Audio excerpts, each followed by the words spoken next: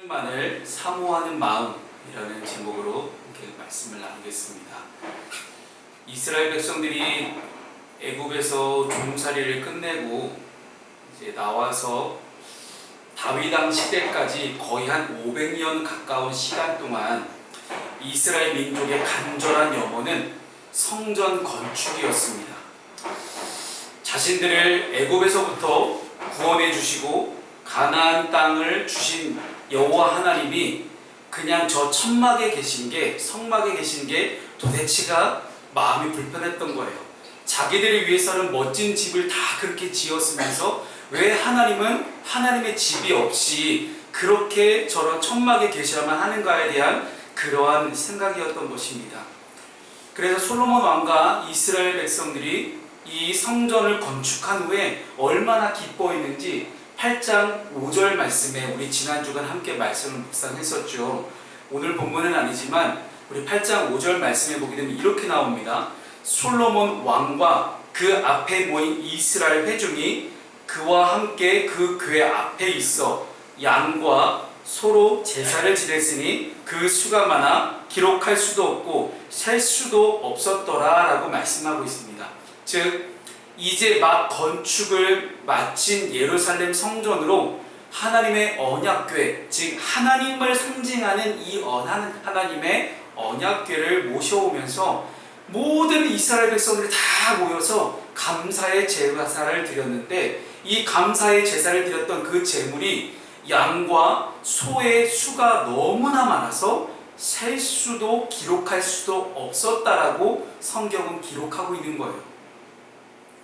여호와 하나님의 임재와 영광이 가득한 이 성전을 봉헌하는 봉헌식에서 솔로몬 왕이 기도를 합니다. 이 기도의 내용은 지난 주간 저희가 함께 묵상했듯이 8장 22절 이하에서 나오게 되는데요. 이 기도의 내용이 총 3가지입니다. 첫 번째는 다윗 왕과 맺으신 언약을 기억해 달라는 그런 기도였고요. 두 번째 기도의 제목은 성전에서 기도할 때에, 기도를 드릴 때 하늘에서 들으시고 응답해 주십시오라는 그런 기도였습니다.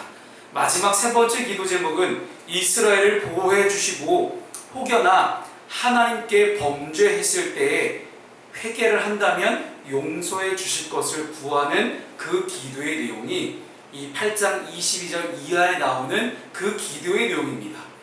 이 기도의 내용을 다 마친 후에 오늘 본문이 나옵니다. 이 기도가 마친 후에 오늘 본문을 통해서 이스라엘 백성들을 위해서 솔로몬은 또 3가지로 이스라엘 백성들을 축복하는 장면이 나오게 됩니다. 오늘 본문의 54절 말씀을 함께 우리 읽어보도록 하겠습니다. 시작. 솔로몬이 무릎을 꿇고 손을 펴서 하늘을 향하여 이 기도와 간구로 여호와께 아뢰기를 마치고 여호와의 제단 앞에서 일어나 서서 큰 소리로 이스라엘의 온 회중을 위하여 축복하며 이르되 아멘. 여러분 54절에 솔로몬이 무릎을 꿇었다라고 기록하고 있거든요. 22절에서 처음 솔로몬이 기도를 시작할 때는 서서 기도하기 시작했습니다. 그런데 기도를 마치는 이 순간 가운데 이스라엘 백성들을 축복해야 하는 이 순간에는 무릎을 꿇고 있는 거예요. 무릎을 꿇는다는 것은 고대 근동사회에서 복종을 의미합니다. 하나님 앞에서 간절하게 기도하다 보니까 마음이 낮아지고 겸손하게 되어졌던 거예요. 기도하면서 하나님의 위대하심을 묵상하다 보니 저절로 무릎이 꿇어지고 주님 저희들을 불쌍히 여겨 주시옵소서라는 그런 간절한 마음이 나오지 않았을까 생각합니다. 바로 이러한 모습이 올바른 기도의 모습입니다. 집중해서 간절히 기도하고 깊이 있게 기도하다 보니 하나님의 위대하심을 묵상하게 되고 하나님 앞에 무릎을 꿇게 되는 것입니다. 사랑하는 푸른숲교회 모든 성도들이 오늘 솔로몬 왕처럼 하나님의 지극히 높고 지극히 위대하심을 묵상하면서 그 앞에 겸손하게 엎드리고 무릎 꿇을 수 있는, 그래서 하나님만을 사모하고 하나님께만 가까이 나아갈 수 있는 우리 모든 성도들이 되시기를 주님의 이름으로 축복합니다. 그럼 본격적으로 오늘 본문의 말씀을 제가 3가지로 나눠서 솔로몬 왕이 이스라엘 백성들에게 했던 축복 3가지를 함께 살펴보도록 하겠습니다. 이 솔로몬의 축복이 오늘 성령께서 주시는 여러분을 향한 축복이 되시기를 바랍니다. 아멘. 네, 여러분 축복 받을 때는 아멘 하시면 됩니다. 아셨죠? 김요한 청년님, 아멘. 앞으로 아멘 담당이에요. 제일 앞에서, 지금 제일 앞에 있잖아. 지금 제일 앞에 있으니까 아멘 제일 크게 하는 거야. 항상. 알겠죠? 그렇죠. 웃지 말고. 자, 첫 번째입니다. 하나님의 임재를 사모하라는 것입니다. 오늘 본문에 57절 말씀을 함께 읽습니다. 시작. 우리 하나님 여호와께서 우리 조상들과 함께 계시던 것 같이 우리와 함께 계시옵고 우리를 떠나지 마시오며 바로지 마시옵소. 아멘. 아멘. 아멘. 아멘. 네, 좋습니다. 여러분 57절 말씀은 하나님의 임재에 대한 이야기를 합니다. 오늘 우리가 함께 불렀던 찬양 중에 주님의 임재 앞에서라는 찬양이 있어요. 그만큼 기독교 신앙에서 가장 중요한 단어를 꼽으라면 그 중에 하나, 정말 많은 단어들이 있겠지만 그 많은 것들 중에 하나가 바로 임재입니다. 왜냐하면 전능하신 하나님, 그 천지와 모든 만물을 만드신 하나님께서 이 낮고 천한 곳에서 우리와 함께 하신다는 사실이 여러분 너무나 놀랍지 않습니까? 여러분 지금 우리가 예배하는 거를 너무 당연하게 생각하시는 분들이 있어요. 그냥 부모님이 가자니까 오고 어렸을 때부터 교회를 다녔으니까 다니고 그냥 저는 목사니까 당연하게 주일날 와서 예배하고, 이거 아니에요. 여러분 감히 인간이 하나님을 예배할 수 있다는 것 자체가 하나님이 허락하시지 않으면 안 되는 게 바로 예배입니다. 즉 예배의 시작도 하나님이시고 예배를 마치신 분도 하나님이시고 예배를 받기에 합당하신 분도 하나님이시고, 감히 우리가 어떤 난리 쇼를 해도 하나님이 안 받으시면 그만인 거거든요. 그런데 하나님께서 이 낮고 천한 이곳에 오셔서 우리의 예배를 받으신다. 나의 예배를 받으신다. 지금 내가 드리는 예배를 받으신다. 요한이가 연주하는 베이스 연주를 받으시고 우리 준혁이가 연주하는 드럼 연주를 하나님께서 받으신다. 이 얼마나 놀라운 일입니까, 여러분? 놀랍지 않으세요? 그렇기 때문에 저는 이 임재라는 단어를 생각해 보면요, 놀라운 진리의 말씀이 지금이야 너무 당연하게 느껴질지 모르겠지만 이 구약 시대만 해도 하나님이 우리와 함께 하신다. 정말 말도 안 되는 일이었어요. 그 하나님이 지금 이 땅에 내려오셔서 나와 함께 하신다.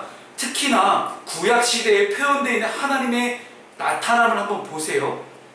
항상 검은 먹구름에 천둥 번개를 치면서 우리와 같은 소리로 함께 하셨던 게 하나님이에요. 근데 그 하나님이 나와 함께 하신다? 하나님의 얼굴을 본 자는 다 죽었거든요. 모세를 제외하고 하나님의 얼굴을 본 자는 다 죽을 것이다 라고 히브리인들은 믿고 있었어요. 그런데 그 하나님이 나와 함께 하신다? 여러분 너무나 놀랍다는 거예요. 그런데 또 생각해보면요, 구약 시대뿐만 아니라 지금 아까도 제가 우리 박준혁, 김요한 청년을 예로 들었지만 이 살아계신 하나님께서 지금 내가 드리고 있는 이 예배를 받으신다.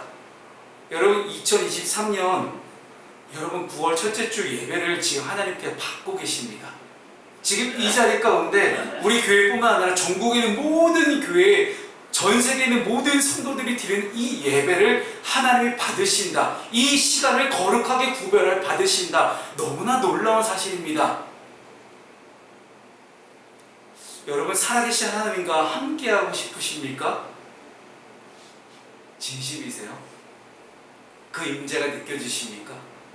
아니면 오히려 그 하나님의 임재를 거부하고 싶을지도 모르겠습니다. 왜냐하면 하나님이 나와 함께 하시면 하나님 눈치 봐야 되잖아요. 하나님 눈치 안 보고 내가 내 마음대로 살고 싶으면요, 하나님 임재를 거부하는 게 오히려 당연한 일입니다. 아무튼 저는 목사로서 하나님 말씀을 대언하는 사람으로서 여러분이 해줄 수 있는 최고의 축복은 하나님이 당신과 여러분과 함께 계십니다라는 축복을 어떻게든 매일매일 해주고 싶습니다. 이러한 하나님의 임재를 가장 쉽게 경험할 수 있는 것이 바로 말씀입니다. 하나님의 말씀은 1.1획도 땅에 떨어짐이 없기 때문이에요. 이 말씀의 씨앗을 통해 우리의 삶에 꽃을 피우고 열매를 맺기까지는 물론 시간이 걸릴 수 있습니다. 그러나 솔로몬은 하나님의 신실하심, 하나님의 한결같으심을 바라보고 백성들을 축복했던 것입니다. 그런 분들이 있어요. 왜 교회 다니면 축복받는다며 근데 왜 내 삶은 아직도 이 모양 이 꼴이야, 나 왜 힘든 거야 라고 얘기하시는 분들이 계세요. 여러분, 시간이 걸려요. 내가 말씀대로 살아가고 하나님의 말씀이 진짜 어떤 뜻인지를 분명하게 깨닫고 정말 그 말씀대로 살아가는 것이 어떠한 축복이 나에게 주어지는지를 진짜로 깨닫게 되기까지는요, 교회 1, 2주 다닌다고 되게 해결될 문제가 아닙니다. 어찌 보면 평생을 교회 다녀도 깨닫지 못하고 그렇게 떠나시는 분들도 계시고 합니다. 그렇다는 것은요, 우리가 기록되어 있는 이 말씀을 통해서 변함없는 하나님, 여러분 쉽게 변할 거라면 누가 믿겠어요? 여러분 주식 믿으십니까? 그렇게 요동치는 빨간색과 파란색으로 오르락내리는 그 주식을 누가 믿습니까? 하지만 하나님의 말씀은 오르락내리락이 없습니다. 늘 변함이 없으신 하나님의 말씀입니다. 그렇기 때문에 우리는 하나님의 변하지 않는 말씀, 푸른 마르고 꽃은 시다, 주의 말씀은 영원하다라는 그런 말씀을 굳건하게 믿고 우리가 나아갈 수 있기를 바랍니다. 하나님께서 우리에게 허락하신 이 말씀은 그 자체로 우리에게 최고의 약속이 됩니다. 하나님의 약속은 이미 예수 그리스도를 통해서 십자가를 통하여서 반드시 완벽하게 성취되었고 지금도 성령님을 통해서 우리의 삶을 인도해 나가십니다. 따라서 우리가 해야 될 것은 무엇입니까? 우리 주변의 상황과 환경에 휘둘리지 않고 오직 하나님의 약속의 말씀만을 붙잡고 그 약속이 하나님의 임재라 생각하고 그 말씀만을 붙들고 살아가는 거예요. 그런데 여전히 우리의 삶은 늘 불안하고 두렵습니다.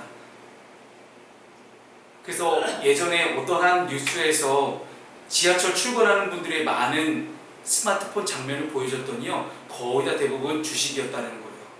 예전에는 안 그랬거든요. 예전에는 우리나라 주식시장이 9시에 열리나요? 10시에 열리나요? 제가 잘 몰라서 주식을 한 번도 해본 적이 없는데, 근데 요즘은 외국 주식도 다 사잖아요.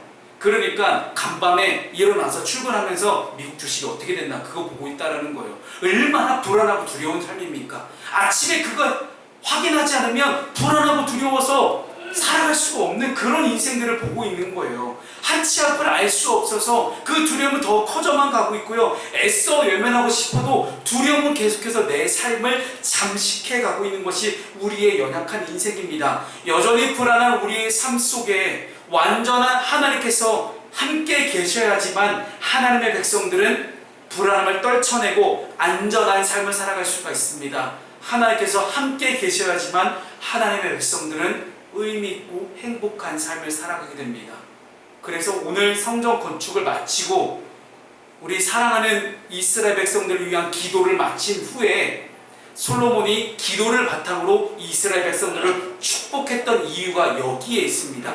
하나님이 함께 하시지 않으면 당신들의 삶은 아무런 소용이 없다. 이렇게 크고 웅장한 성전을 짓고 크고 웅장한 예배당을 지으면 뭐하냐? 하나님의 임재가 없다면 그것은 초라한 곳이다. 화려한 조명과 여러 악기가 연주를 한다 할지라도 하나님의 임재가 없다면 무슨 소용이 있겠습니까? 내가 아무리 멋들었는지 집에 살고 있고 내가 억만금이 있어도 하나님의 임재가 없으면 무슨 소용이 있겠습니까? 예루살렘 성전의 아름다움은 화려한 금은 보석과 두로왕 히람이 보내준 백향목과 많은 좋은 보석들을 위해서 꾸며졌기 때문에 아름다웠던 것이 아니라 하나님이 함께 계셨다는 그 사실 하나만으로도 성전은 완벽하게 아름다웠던 것입니다. 그러므로 솔로몬은 이스라엘 백성들 가운데 하나님 함께 계셔 주시옵소서, 떠나지 말아 주시옵소서라고 그렇게 축복했던 것입니다. 사랑하는 성도 여러분, 저는 저와 여러분의 삶 가운데 하나님께서 함께 계시옵기를 축복합니다. 우리의 예배와 우리의 모든 삶의 영역 가운데서 하나님께서 임재하여 주시기를 축복합니다.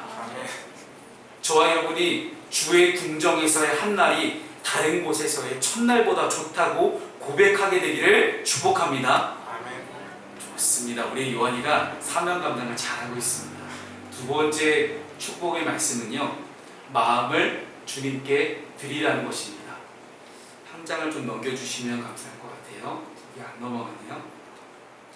두 번째로 솔로몬 왕은 하나님께서 이스라엘 백성들의 마음을 주님께로 향하여 주실 것들을 축복합니다. 오늘 본문의 58절 말씀을 함께 우리 읽어보겠습니다. 자, 시작. 우리의 마음을 주께로 향하여 그의 모든 길로 행하게 하시며 우리 조상들에게 명령하신 계명과 법도와 율례를 지키게 하시기를 원하오며. 아멘. 여기서 향하여라는 단어가 나오잖아요. 이걸 히브리어 원어로 봤더니 기울이다라는 뜻을 갖고 있습니다. 기울이다. 즉 기독교인의 마음은 언제나 오직 하나님을 향해 있어서 기울어 있어서 오직 주님을 향한 갈망으로 가득 차 있어야 함을 의미합니다. 제가 참 좋아하는 단어 중에 하나가 기대라는 거예요. 기대다. 자, 어딘가에 기대다. 무언가에 기대다. 우리가 하나님께로 기울어져 있어야 기댈 수 있습니다. 내가 꼿꼿이 목석같이 서 있는데 하나님께 기댈 수가 있어요? 우리가 하나님을 향해 기울어져 있다는 것은요, 내가 하나님을 기댈 수 있는 그런 존재로 생각한다는 거예요. 나를 버텨줄 수 있는 그런 존재로 생각한다는 거예요.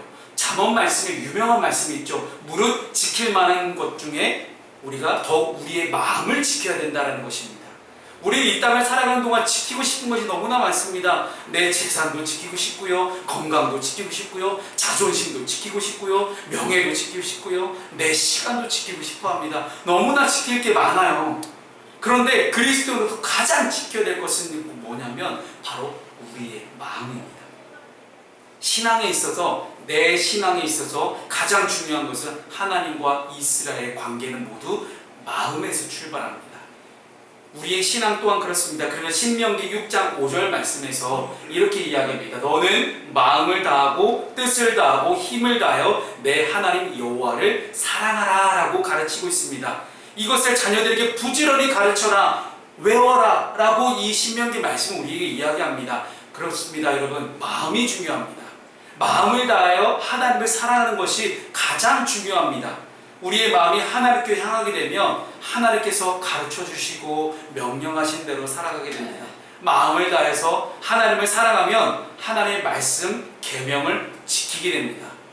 이 무슨 얘기냐고요? 여러분, 여기서요, 앞뒤 관계가 매우 중요합니다. 마음을 다해 하나님을 사랑하기 때문에 말씀을 지키는 겁니다.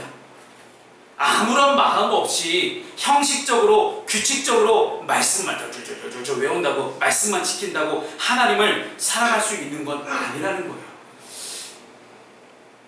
한 2년 정도 전인가요? 한 청년이 찾아왔어요. 그래서 제 앞에서 뭔가 이야기를 막 하는데 갑자기 앉아가지고 성경 말씀을 달달달달 외우고 있는 거예요. 그래서 이 친구는 뭐 하는 친구가 하고 일단 들어봤어요. 자기가 성경을 엄청나게 많이 외우고 있다는 거예요. 공부도 잘했더라고요. 근데 문제는 이 친구는 가슴 깊숙이 하나님을 사랑하는 마음이 없어요. 그냥 말씀만 들다 다 외우면 그걸로 자기가 잘날 것이다, 뽐날 것이다, 하나님 앞에 사랑받을 것이다 라고만 생각하고 있는 거예요. 성경 안에 있는 예수님 당시의 바리새인과 서기관들과 제사장들과 뭐가 다릅니까? 마음은 없이 그냥 성경 말씀을 주장창 외우면서 저한테 성경을 가르치려고 들고 있는 거예요. 그래서 저는 물어봤어요. 그 친구에게 딱 한마디 질문했어요. 우리 형제님은 하나님을 사랑하십니까? 그랬더니 대답을 못하는 거예요. 아무런 마음 없이 형식적으로 말씀만 주장창 외우고 말씀만 지킨다고 하나님을 사랑할 수 있는 건 아닙니다. 마치 남녀가 서로 사랑하는데 아무런 마음 없이 형식적으로 선물만 주고받는다고 생각해보세요. 이거를 누가 사랑이라고 부르겠습니까?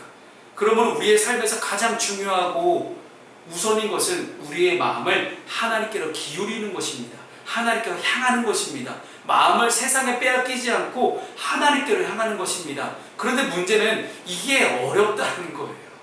우리가 신앙생활하면서 이게 진짜 어려워요. 내 마음이 하나님께로 향하여 가다가도 순간순간 세상을 향해서 다시 한번 방향이 바뀌는 것을 말합니다. 그럼 회개라는 것은 돌이킨다는 걸 뜻하잖아요.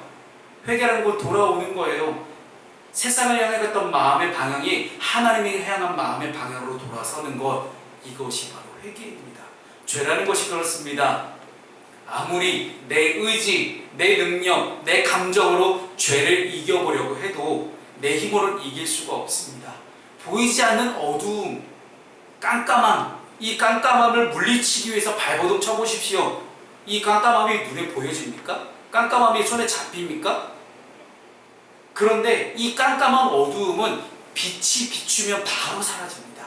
여기에 신앙적인 원리가 있습니다.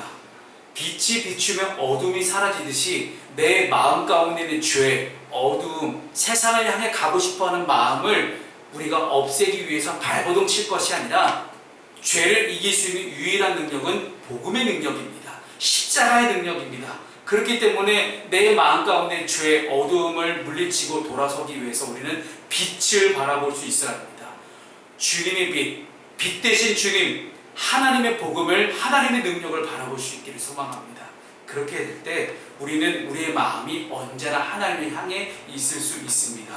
우리의 마음이 언제나 하나님의 마음으로 인도해 주시고 지켜주시기를 기도할 수 있는 여러분 되시기를 주님으로 축복합니다. 아멘. 좋습니다. 자, 마지막 세 번째는요, 하나님만을 믿으라는 것입니다. 오늘 마지막으로 61절 말씀을 함께 읽습니다. 시작. 그런즉 너희 마음을 우리 하나님 여호와께 온전히 바쳐 완전하게 하여 오늘과 같이 그의 법도를 행하며 그의 계명을 지킬지어다. 아멘. 이 땅에 존재하는 모든 생명체가 반드시 알아야 될 것 하나는요, 오직 하나님만이 유일한 하나님이라는 사실입니다. 세상에 많은 신들이 있다고 세상 사람들이 이야기합니다. 그 중에 제일 못된 신이 나라는 신이죠. 나라는 신이 내가 주인이 돼서 내가 신이 돼서 내가 내 맘대로 살아가려고 합니다. 그러나 성경은 분명히 우리에게 이야기합니다. 우리의 유일신은 하나님밖에 없다. 하나님께서 하나님을 아는 지식이 이 땅의 모든 민족이 알 수 있도록 이스라엘 백성들을 선택하셨습니다. 그래서 이스라엘 백성들을 통해서 세상의 모든 사람이 오직 여호와가 참 하나님이라는 사실을 알도록 하셨습니다. 오늘 이 시대에도 하나님께서 저와 여러분을 이 아침에 예배의 자리로 부르신 이유는 하나님을 모르는 사람들이 하나님의 사랑과 은혜를 알 수 있도록 우리를 세우시기 위해서, 우리를 부르시기 위해서, 우리에게 미션을 주시고 사명을 주시기 위해서 우리를 이 예배 자리 가운데 부르신 겁니다. 단순히 이 예배가 여러분들을 위로하고 여러분들을 치유하고 여러분을 회복시키는 것에만 있는 것이 아니라 나아가서 이 예배당을 떠났을 때 여러분들이 어떠한 사명을 감당해야 되는지를 알려주시기 위해서 우리를 이 예배 자리 가운데 부르신 것입니다. 그러므로 우리는 하나님께서 죽기까지 사랑하신 그 사랑의 방식으로 이웃을 대하고자 애써야 합니다. 나를 변화시킨 이 그리스도의 사랑이 반드시 또 다른 누군가를 변화시킬 수 있음을 우리가 믿기 바랍니다. 오늘 솔로몬은 이스라엘로 인하여 세상 모든 만민이 여호와만이 하나님이시며 또한 이 땅에 다른 신이 없음을 알게 되기를 축복했습니다. 이후에 유대인들의 삶과 유대인들의 행동 방식과 유대인들의 사랑과 너무나 다르죠. 분명히 하나님의 진정한 뜻을 깨달았던 선지자들과 이 솔로몬 왕은 반드시 이스라엘 백성들이 이 땅의 다른 민족들이 하나님을 알 수 있도록 제사장 나라로 부르심 받았다는 걸 알고 있었어요. 그러나 이후에 유대인들은 하나님이 우리만의 하나님으로 계시기를 원했습니다. 여호와만이 유일하신 참 하나님이라는 사실은 구약 성경의 핵심적인 그런 사상이에요. 그래서 신명기 6장 4절에서도 이스라엘아 들으라, 들으라는 쉐마라는 히브리어를 쓰거든요. 이스라엘아 들으라, 들으라는 것은 그냥 들으라는 것이 아니라 너희가 귀로 듣고 마음에 새기고 그 말씀대로 살아라는 그런 뜻이 바로 쉐마라는 뜻에 담겨져 있어요. 이 쉐마라는 단어가 우리에게 주는 유일한 말씀이요, 우리 하나님 여호와는 오직 유일한 여호와시다라고 신명기 6장 4절이 이야기합니다. 솔로몬은 아직 이루어지지는 않았지만 원대한 꿈을 품었습니다. 세상 모든 민족이 여호와만은 유일하신 참 하나님으로 알고 인정하고 고백하는 그 영광의 날을 꿈꿨던 것입니다. 그것이 지금 우리 가운데 펼쳐져 있습니다. 솔로몬이 꾸었던 꿈을 지금 우리가 현실적으로 실현시키고 있는 장면이 지금 이 우리 푸른숲 교회 예배예요. 이스라엘만의 하나님이었다면 지금 우리는 하나님을 예배하지 못했을 것입니다. 그러나 하나님은 솔로몬에게 그 꿈을 주셨습니다. 그 영광의 날, 그 마지막 때는 언제 이루어집니까? 오직 복음 전도를 통해서만 가능해집니다. 그 복음 전도를 위해서 하나님은 지금 우리를 부르십니다. 마태복음 24장 14절이 이렇게 이야기합니다. 여러분, 전 세계 모든 종교의 경전 가운데 세상의 시작과 끝에 대해서 기록하고 있는 것은 성경책이 유일합니다. 그 장면이 세상의 마지막이 언제냐? 마태복음 24장 14절이 기록합니다. 함께 읽습니다. 시작. 이 천국 복음이 모든 민족에게 증언되기 위하여 온 세상에 전파되리니 그제야 끝이 오리라. 아멘. 태초에라고 시작했던 이 성경 말씀이 하나님 천지와 만물을 창조하셨던 그 창세기 시작 이후로 끝은 언제라는 거예요? 이 천국 복음이 모든 민족에게 증언되는 그때라는 것입니다. 복음 전파를 이야기합니다. 솔로몬이 꾸었던 그 놀랍고 영광스러운 꿈을 이제는 우리가 이어서 꿀 수 있기를 소망합니다. 지금이 바로 아버지께 예배할 그때입니다. 예수님께서는 사마리아 산도 아니고 이 산도 아니고 아버지께 예배할 때가 오나니 바로 지금 그때이고, 그때가 바로 성령의 기름 부으심을 받은 성령의 예배라는 것들을 말씀하셨습니다. 그 꿈을 우리가 이어서 갈 수 있기를 소망합니다. 말씀을 정리합니다. 저와 여러분의 삶 가운데 이 솔로몬의 기도와 솔로몬의 축복의 말씀이 항상 자리 잡을 수 있기를 소망합니다. 이 솔로몬의 기도는 참 다시 한번 읽어봐도 너무나 놀랍습니다. 그래서 이 열왕기상 8장은요 너무나 중요한 말씀이에요. 솔로몬의 기도와 이 축복의 기도 세 가지, 축복 세 가지, 이 세 가지를 꼭 잊지 마시고 이 기도와 축복의 이 6가지의 말씀들을 여러분 마음 가운데 잘 새기시고 그 모든 것들이 결국 하나로 귀결된다는 것을 여러분 잊지 말기 바랍니다. 우리가 오직 하나님만을 사모하고 하나님만을 사랑할 때 이 모든 축복과 기도가 해결된다는 사실입니다. 사랑하는 여러분, 앞으로 한 주간도 하나님만을 굳게 붙잡고 하나님만을 사랑하는 저와 여러분 되시기를 주님의 이름으로 축복합니다. 아멘.